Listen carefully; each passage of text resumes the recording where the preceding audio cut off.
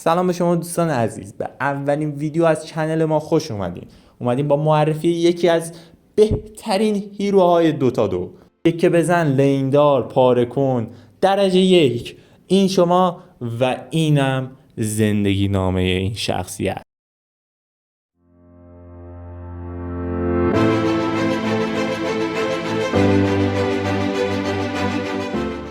هیچ کس از گذشته آنها باخبر نیست، حتی خودشان.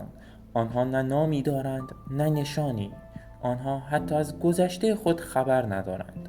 کودکانی که با یک پیشگویی برگزیده شده و تنها چیزی که از گذشته به یاد دارند کشتن است. یعنی گروه خواهران ویلد. برای این قاتلین هیچ چیز مقدستر از کشتن نیست. آنها نه به کسی خدمت کردند نه برای هدف خاصی کسی را کشتند. هدفهای آنها هر کس می تواند باشد: شاه، تاجر، فرماندهان، آهنگران یا حتی گدایان.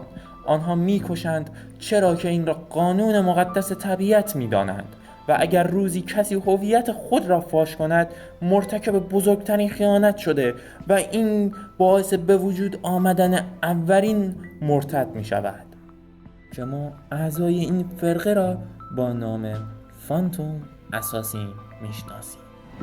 خب تو لول اوله شما یه خنجر برمی‌داری پرت می‌کنی سمت انمی، خنجره میره لا چاک انمی، باعث میشه چی؟ آفرین، آرومتر راه بره. چرا؟ چون چاکش جر خورده. بعد لول شماره 2 اینجوریه که هر کی بیاد تو ویژنه ببینیش تو رنجش باشه میپره روش، میگه بابام جان به قزمه خوس آمدی، اتک اسپید میگیری و میزنی دهن طرفو سرویس میکنی.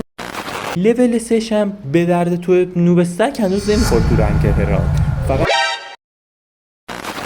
همینقدر بدون که وقتی یوزش میکنی دیگه کریپای توی جنگل نمیتونن ببینن تو، میری باش تو فارم، بهت موومنت اسپید میده و یه سری کارهای دیگه که به درد توی نوبستک فعلا نمیخوره که تو رنگ هرات گیر کردی. لول شماره 4 هم که میگه گندلات این زمانم بابام جان، 2 تا تک خودت میزنی طرف 4 تا دیوار میخوره. شاردت هم که میگه من نگاهیدم، شروع میکنه علی خب بریک میکنه و تو میزنی جرش میگی. آقا نیمت هم که بیاری شماره 3 میشه چی؟ میگه بیا دوممو بگی.